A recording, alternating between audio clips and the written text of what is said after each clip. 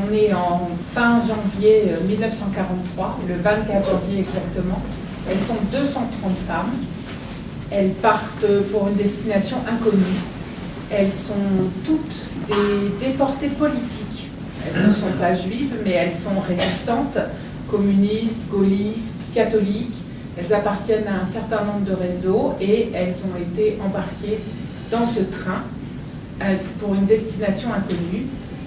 Dans son wagon, dans le wagon où est Charlotte Delvaux, elles sont 70 et elles ont trouvé un système pour s'allonger tête bêche pour que chacune d'entre elles puisse passer le mieux possible ce voyage dont elles ne savent encore rien.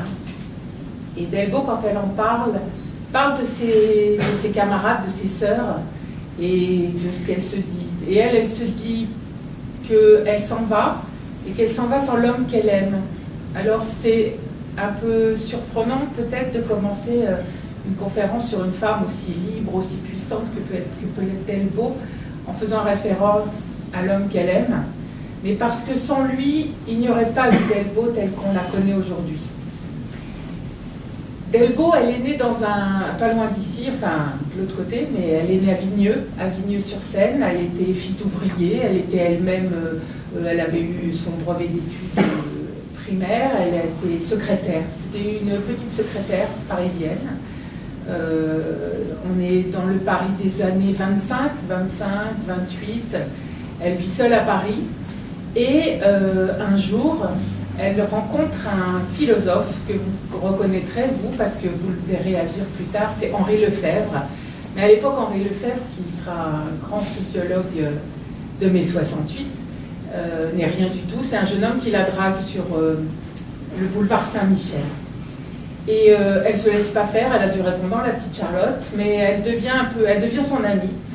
Et Henri Lefebvre l'emmène à l'université des jeunesses communistes. Elle n'a pas fait d'études, mais elle est très intelligente, elle est passionnée, elle a envie d'apprendre. Il l'emmène donc à l'université que venait de créer le Parti communiste pour nourrir l'intelligence, la formation et l'éducation des jeunes communistes. On est en 30, 31, 32. Et là, sur les bancs de cette fac un peu spéciale, Charlotte Delvaux rencontre donc celui qui deviendra son mari, qui s'appelle Georges Dudac. Georges Dudac, lui, c'est un militant passionné. Il a 25 ans, mais ça fait des années qu'il est militant au PC. Il n'a qu'un but dans la vie, c'est devenir permanent du Parti communiste. C'est un jeune homme brillant. Il tombe amoureux et il se marie.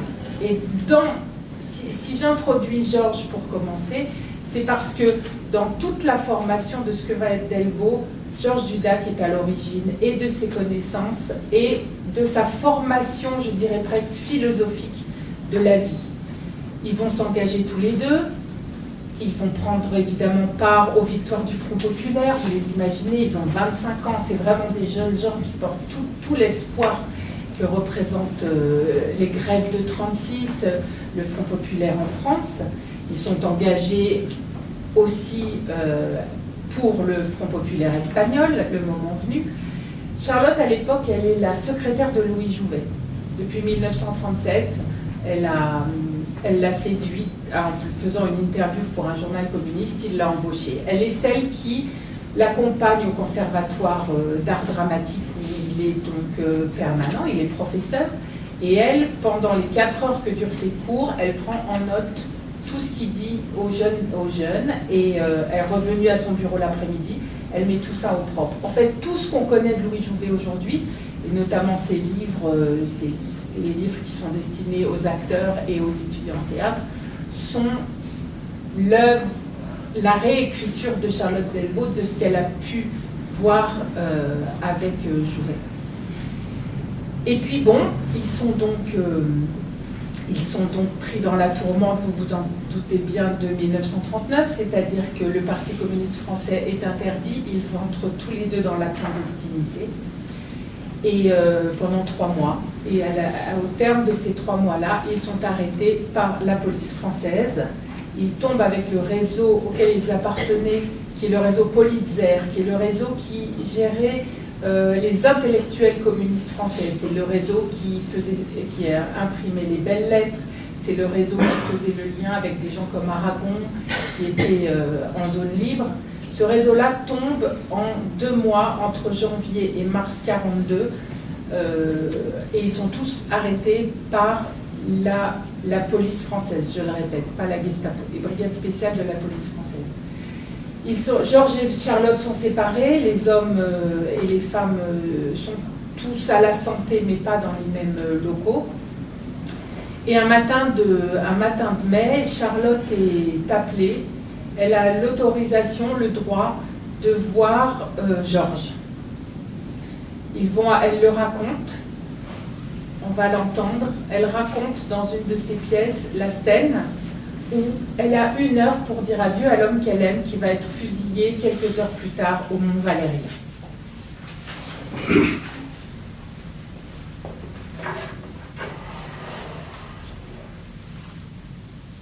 Nous nous battons pour la liberté.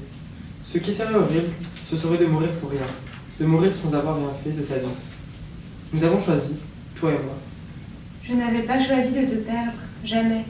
J'avais toujours pensé que nous tomberions ensemble, si nous tombions. Chérie, tous les combattants ne sont pas frappés au même moment. Heureusement, où serait la victoire? Si tous succombaient, tu vivras, toi. Oh, que j'en suis heureux. Paul, Chérie, sois forte comme tu l'as toujours été. je le suis, Paul. Je le serai. Tu vois, quelquefois, tu disais que tu ne voudrais pas d'un mari chauve. Je t'ai dit cela? Oui, oui, tu m'as dit cela. Et même que tu ne voudrais pas d'un mari bedin. Je t'ai dit cela? Et tu me répondais que je n'avais rien à craindre parce que tu ne deviendrais jamais vieux, hélas. Hier soir, quand l'officier nous a appelés pour nous annoncer, il nous a proposé la vie sauve et la liberté immédiate pour nos femmes si nous acceptions de faire une déclaration qui serait rendue publique, par laquelle nous dirons revenir de nos erreurs et nous mettre au service de la jeunesse luthérienne. Le papier était tout prêt, il n'y avait qu'à signer. Nous ne l'avons même pas regardé. Tu n'aurais pas voulu sortir à ce prix, n'est-ce pas? J'ai pensé que le savoir sauver, sortir avec lui, même pour un seul jour, même pour une seule nuit et m'endormir une seule fois encore près de lui, le sentir chaud et vivant contre moi, j'ai pensé que cela valait n'importe quel prix, et j'ai eu honte. N'est-ce pas? Non, Paul. Tu seras libre bientôt de toute manière. La victoire est proche. Pouvait-il prévoir qu'il me faudrait encore passer par Auschwitz et Ravensbrück, attendre 3 ans pour la victoire? On croyait alors que les femmes n'avaient pas à craindre pour leur vie. On ne savait pas ce qu'était la déportation. Que Paul ne l'ait pas su m'a consolé souvent, ensuite quand j'étais au camp. C'est d'autant plus affreux, Paul. Non, chérie, c'est ce qui donne la force. François, mon amour. Paul, mon amour. Voilà, c'est la scène d'adieu de Georges à Charlotte qu'elle dépeint en quelques phrases. Vous avez déjà un premier aperçu de cette écriture où il n'y a vraiment pas de pathos, où il n'y a pas de... Voilà, elle ne s'appuie sur rien qui puisse solliciter notre émotion de façon trop forte. Elle y va droit avec ses mots. Et vous verrez dans les textes tout à l'heure sur Auschwitz que c'est aussi une de ses grandes forces. C'est-à-dire qu'elle semble parler sans émotion et du coup, elle éveille instantanément la nôtre. Alors après la mort de Georges, Charlotte Delbo va passer encore 6 mois en prison, non pas à la Santé, mais au fort de Romainville, où sont réunis donc tous les tous les prisonniers politiques, hommes et femmes. Et au cours de ces 6 mois au fort de Romainville, il va se créer entre ces femmes, et c'est important de voir que c'est à cet endroit-là que se jouera ensuite, qu'on appellera la sororité à Auschwitz. Elles vont se retrouver entre femmes qui ont en commun d'être des militantes. C'est-à-dire que ce sont des femmes qui s'étaient engagées en sachant qu'éventuellement la prison, la torture, voire la mort était une des étapes de leur chemin. Donc ce sont des femmes politisées, hiérarchisées et qui ont un moral de combattante. À Romainville, l'une des premières choses qu'elles vont faire pendant les 6 mois qu'elles vont y passer, c'est de créer une forme d'université populaire d'échange de savoir, où chacune d'entre elles, avec sa compétence et son talent, va enseigner aux autres ce qu'elle sait. Alors Charlotte, évidemment, ce qu'elle sait, c'est le théâtre. Hein. Elle a été formée par Jouvet, et donc elle monte avec ses camarades des pièces de théâtre qu'elles produisent le dimanche après-midi de façon à ce que les hommes puissent aussi les entendre. Alors elles montent soit des scénettes historiques, soit elles vont monter des pièces entières, et qu'elles savent de mémoire, et qu'elles font avec des bouts de ficelle, quoi, des draps, du faux maquillage. Elles réinventent un monde à elles, et un monde de combat qui va être extrêmement important dans les mois qui suivent quand elles sont à Auschwitz. Alors ce jour-là arrive donc le 24 janvier 1943. On leur demande de préparer leurs affaires, et elles montent dans ce train à Compiègne. Et au cours de 3 jours et 3 nuits, elles vont donc rouler vers ce qu'elles ne savent pas encore être Auschwitz. Alors, l'aurait-elle su? De toute façon, comme dit le personnage de Françoise qui représente Charlotte, elle ne savait pas ce qu'était la déportation, elle n'en avait pas idée. Tout ce qu'elle pouvait imaginer, c'était qu'elle partirait pour un camp de déportation politique, où elle devrait travailler, sans doute, peut-être il y avait des travaux forcés, bon, mais elle n'avait pas l'idée de ce que pouvait être un camp d'extermination comme celui d'Auschwitz, dans la mesure où les déportés politiques n'allaient pas à Auschwitz. En fait, l'histoire de ce convoi, le grand drame de ce convoi, c'est qu'on ne sait toujours pas pourquoi ces 230 femmes-là sont arrivées à Auschwitz. Ça n'était pas leur destination. Elles étaient vraisemblablement parties pour Ravensbrück, et elles sont arrivées à Auschwitz. Et donc, dans ce train, pour une deuxième fois, mais je trouve ce texte très beau, elle pense à Georges.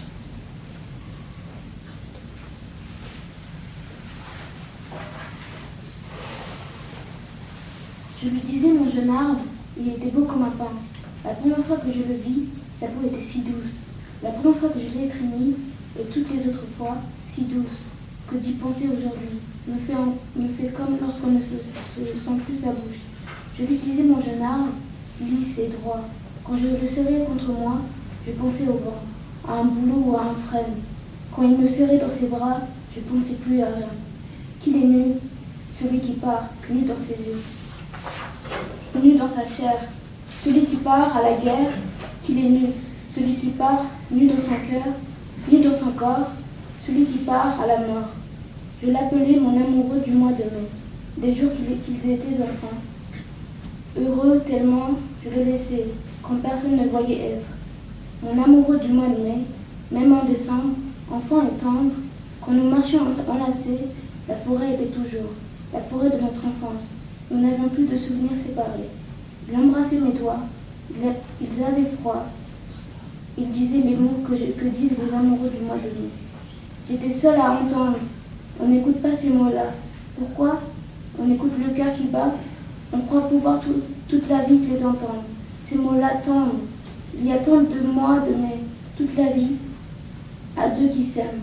Alors ils l'ont fusillé en mois de mai.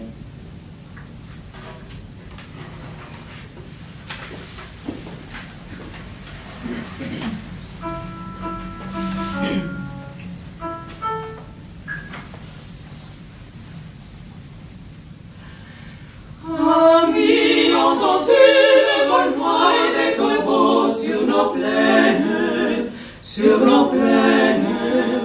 Amis, entends-tu les cris sourds du pays qu'on enchaîne, qu'on enchaîne? Oh, et partisans, ouvriers et paysans, c'est l'alarme, c'est l'alarme. Ce soir, l'ennemi connaîtra les prix des sangs et des larmes, et des larmes. C'est nous qui brisons les barreaux des prisons pour nos frères, pour nos frères. La haine à l'autre, c'est la femme qui nous pousse, la misère, la misère. Il y a des pays où les gens près des lits font des rêves,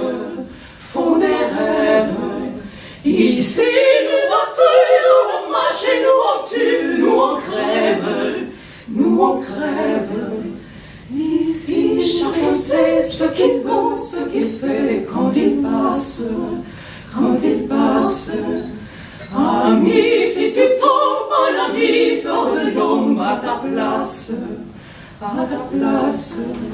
Demain le sol noir séchera en grand soleil sur les routes, sifflez compagnons dans la nuit, la liberté nous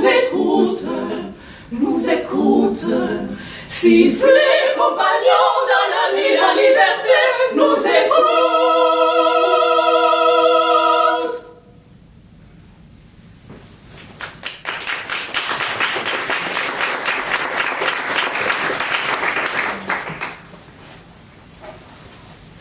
À l'arrivée à Auschwitz, donc ces 230 femmes ne savent pas ce qui les attend.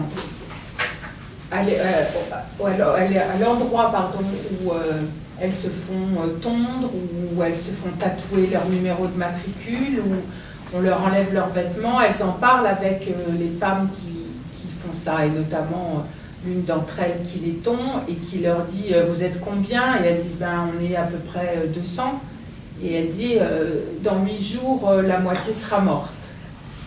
Et les femmes entendent ça et elles disent mais enfin, de quoi est-ce qu'on peut mourir quoi? Enfin voilà quoi, on est solide, on a 25 ans, on est jeune, ça sera peut-être pas facile, mais on meurt pas comme ça. Et la femme qui les tond leur dit ici, on meurt à cause de l'appel.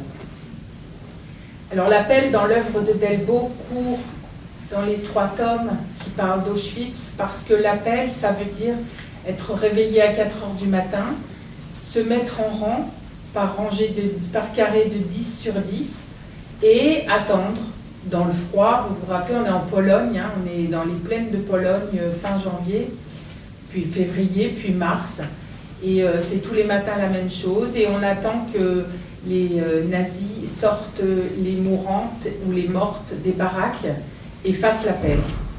Et fassent l'appel avec des numéros en allemand qu'on n'a pas toujours retenus, qu'on n'a pas toujours eu le temps de retenir.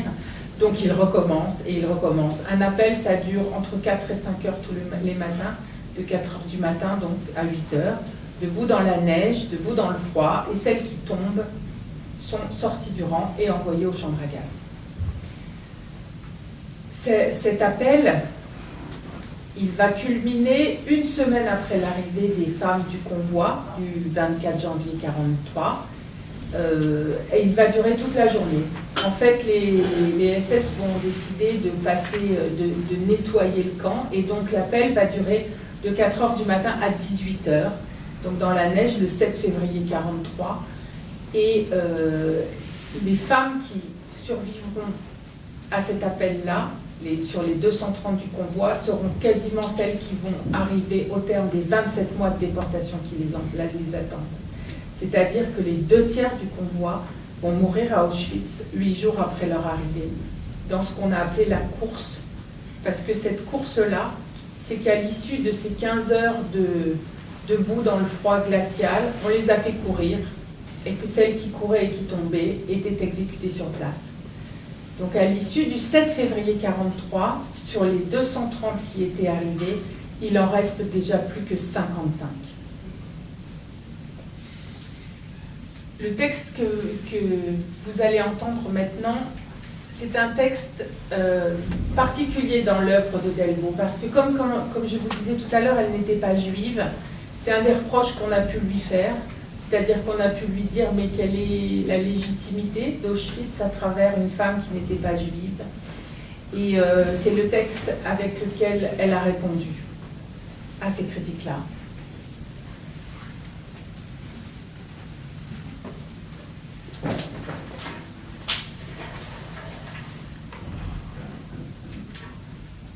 Rue de l'arrivée, rue du départ.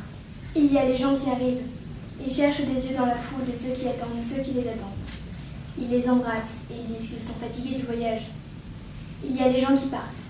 Ils disent au revoir à ceux qui ne partent pas et ils embrassent les enfants. Il y a une rue pour les gens qui arrivent et une rue pour les gens qui partent. Il y a un café qui s'appelle à l'arrivée. Il y a un café qui s'appelle au départ. Il y a des gens qui arrivent et il y a des gens qui partent. Mais il est une gare où ceux-là qui arrivent sont justement ceux-là qui partent. Une gare où ceux qui arrivent ne sont jamais arrivés, où ceux qui sont partis ne sont jamais revenus. C'est la plus grande gare du monde. C'est à cette gare qu'ils arrivent, qu'ils viennent de n'importe où. Ils y arrivent après des jours et après des nuits, Ayant traversé des pays entiers, ils y arrivent avec les enfants, même les petits qui ne devaient pas être du voyage. Ils ont emporté les enfants parce qu'on ne se sépare pas des enfants pour ce voyage-là. Ceux qui en avaient ont emporté de l'or parce qu'ils croyaient que l'or pouvait être utile. Tous ont emporté ce qu'ils avaient de plus cher, parce qu'il ne faut pas laisser ce qui est cher quand on part au loin. Tous ont emporté leur vie. C'était surtout sa vie qu'il fallait prendre avec soi. Et quand ils arrivent, ils croient qu'ils sont arrivés en enfer. Possible. Pourtant, ils n'y croyaient pas. Ils ignoraient qu'on prit le train pour l'enfer. Et puis, puisqu'ils y sont, ils s'arment et se sentent prêts à l'affronter. Avec les enfants, les femmes, les vieux parents, avec les souvenirs de famille et les papiers de famille. Ils ne savent pas qu'à cette guerre-là, on n'arrive pas. Ils attendent le pire. Ils n'attendent pas l'inconcevable. Et quand on leur crie de se ranger par 5, hommes d'un côté, femmes et enfants de l'autre, dans une langue qu'ils ne comprennent pas, ils comprennent au coup de bâton et se rangent par 5 puisqu'ils s'attendent à tout. Les mères gardent les enfants contre elles. Elles tremblaient qu'ils leur fussent enlevés, parce que les enfants ont faim et soif et sont chiffonnés de leur sommeil à travers tant de pays. Enfin on arrive, elles vont pouvoir s'occuper d'eux. Et quand on leur crie de laisser les paquets, les édredons et les souvenirs sur le quai, ils les laissent parce qu'ils doivent s'attendre à tout et ne veulent s'étonner de rien. Ils disent « on verra bien ». Ils ont déjà tant vu et ils sont fatigués du voyage. La gare n'est pas une gare, c'est la fin d'un rail. Ils regardent et ils sont éprouvés par la désolation autour d'eux. Au départ de France, D'Ukraine, d'Albanie, de Belgique, de Slovaquie, d'Italie, de Hongrie, du Péloponnèse, de Hollande, de Macédoine, d'Autriche, d'Herzégovine des bords de la mer Noire, et des bords de la mer Baltique des bords de la Méditerranée. et des bords de la Vistule. Ils voudraient savoir où ils sont. Ils ne savent pas que c'est ici le centre de l'Europe. Ils cherchent la plaque de la gare. C'est une gare qui n'a pas de nom. Une gare qui pour eux n'aura jamais de nom. Il y a ceux qui viennent de Varsovie, avec de grands châles et des baluchons noués. Il y a ceux qui viennent de Zagreb, les femmes avec des mouchoirs sur la tête. Il y a ceux qui viennent du Danube, avec des tricots faits à la veillée dans des laines multicolores. Il y a ceux qui viennent de Grèce. Ils ont emporté des olives noires et du rahat locum. Il y a ceux qui viennent de Monte-Carlo, les étés au casino. Ils sont en frac avec un plastron que le voyage a tout cassé. Ils ont des ventres et ils sont chauves. Ce sont de gros banquiers qui jouaient à la banque. Il y a des mariés qui sortaient de la synagogue avec la mariée en blanc et en voile toute fripée d'avoir couché à même le plancher du wagon. Le marié en noir et en tube, les gants salis, les parents et les invités, les femmes avec des sacs à perles, qui tous regrettent de n'avoir pu passer à la maison mettre un costume moins fragile. Le rabbin se tient droit et marche le premier. Il a toujours été un exemple pour les autres. Il y a les fillettes d'un pensionnat avec leurs jupes plissées toutes pareilles, leurs chapeaux à ruban bleu qui flottent. Elles tirent bien leurs chaussettes en descendant. Et elles vont gentiment par 5, comme à la promenade du jeudi, se tenant par la main et ne sachant. Que peut-on faire aux petites filles d'un pensionnat qui sont avec la maîtresse? La maîtresse leur dit « Soyons sages les petites ». Elles n'ont pas envie de n'être pas sages. Il y a les intellectuels. Ils sont médecins ou architectes, compositeurs ou poètes. Ils se distinguent à la démarche et aux lunettes. Eux aussi ont vu beaucoup dans leur vie. Ils ont beaucoup étudié. Certains ont même beaucoup imaginé pour faire des livres. Et rien de leurs imaginations ne ressemble à ce qu'ils voient ici. Il y a le peuple inépuisable des villes, où les hommes occupent chacun son alvéole. Et ici maintenant, cela fait d'interminables rangs, et on se demande comment tout cela pouvait tenir dans les alvéoles superposées des villes. Il y a une mère qui calotte son enfant, 5 ans peut-être, parce qu'il ne veut pas lui donner la main, et qu'elle veut qu'il reste tranquille à côté d'elle. On risque de se perdre, on ne doit pas se séparer dans un endroit inconnu et avec tout ce monde.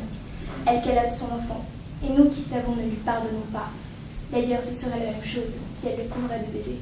Il y a ceux qui avaient voyagé 18 jours et qui étaient devenus fous, et s'étaient entretués dans les wagons.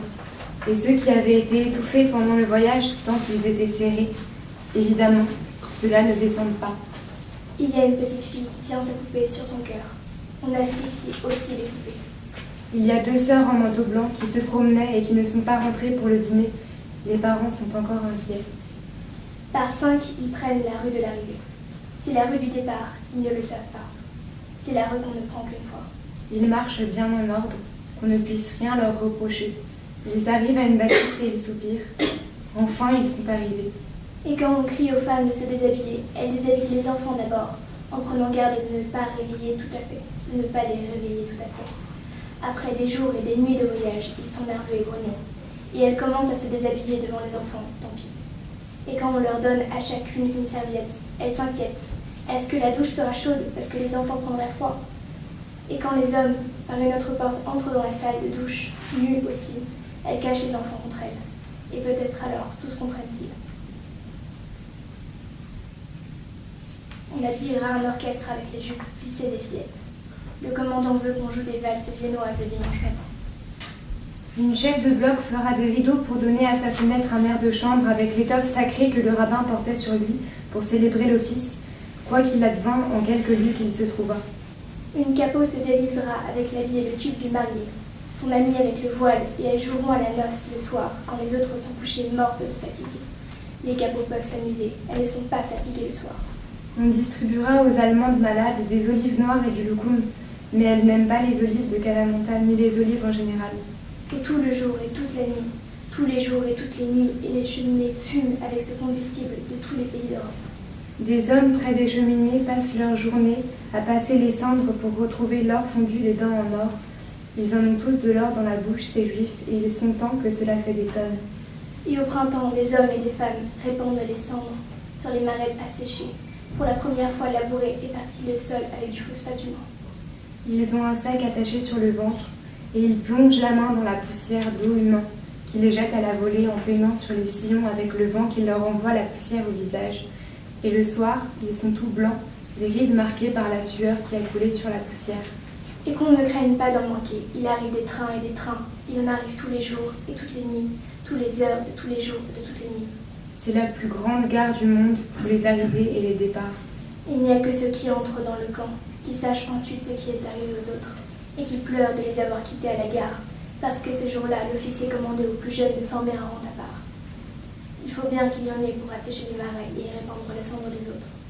Et ils se disent qu'il aurait mieux valu ne jamais entrer ici, ne jamais savoir.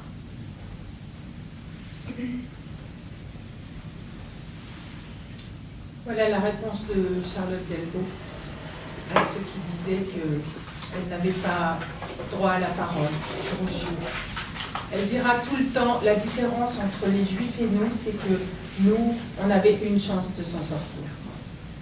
Alors les déportés politiques sont donc condamnés aux travaux forcés. Alors, en fait, Auschwitz-Birkenau était un immense marais. Elle le raconte un petit peu dans le poème que vous venez d'entendre, c'est-à-dire qu'il fallait assécher les marais. Donc c'est à ça que sont condamnées les femmes, des travaux très lourds, des travaux très difficiles, où aucune faiblesse n'est permise. Dès qu'on tombe, on est tué sur le bord de la route. Et vous allez entendre juste un extrait du texte qui s'appelle Le Marais et qui raconte comment elle travaillait. C'est le jour. Le marais pâlit d'une clarté nébuleuse et froide avec les rayons jaunes du soleil qui percent la brume.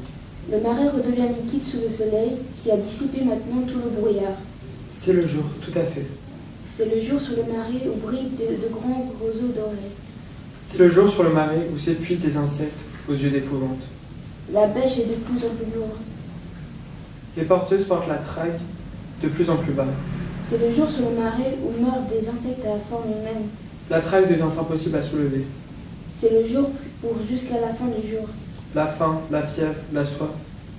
C'est le jour pour jusqu'au soir. Les reins sont blocs de douleur. C'est le jour pour jusqu'à la nuit. Les mains glacées, les pieds glacés.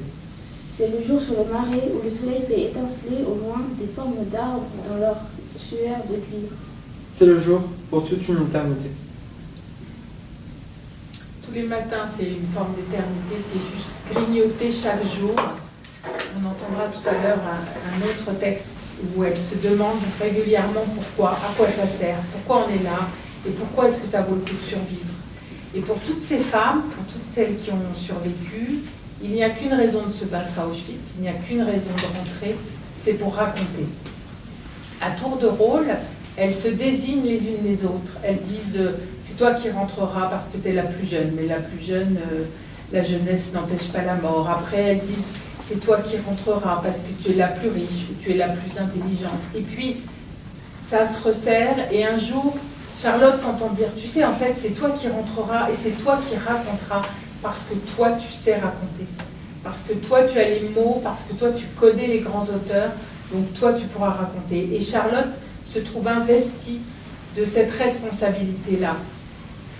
Heureusement, pour les survivantes du convoi du 24 janvier, très vite, il y a un miracle qui se produit. Alors un miracle qui est aidé par Marie-Claude Vaillant-Couturier, qui est donc avec elle dans le train, qui est déportée avec elle, mais qui étant quand même l'une des grandes responsables des communistes femmes françaises, rejoint l'administration parallèle du camp, parce qu'il y avait une résistance à l'intérieur du camp. Elle rejoint cette administration-là et grâce à son entre-gens arrive à sauver les femmes de son convoi. Et en juillet, à partir de juillet, elle les fait déplacer dans un petit camp qui est sur l'immense camp d'Auschwitz, un petit camp qui s'appelle Reisko, qui est un camp où le nazi qui est chargé de ce camp-là et cherche à faire du caoutchouc synthétique. Alors, évidemment, comme les armées allemandes étaient coupées de leur approvisionnement en caoutchouc, ils essayaient de trouver du caoutchouc synthétique. Ça n'a jamais marché, ne serait-ce que parce que les déportés qui travaillaient dans le camp ont soigneusement saboté toutes les tentatives. Mais à Reisko, ce SS-là avait eu l'intelligence de comprendre que si on avait des esclaves, il valait mieux quand même les garder un petit peu longtemps plutôt que les précipiter à la mort, notamment par les épidémies de typhus. Et donc, il les gardait propres, elles avaient le droit de prendre des douches, elles avaient des vêtements propres, et il les nourrissait à peu près convenablement.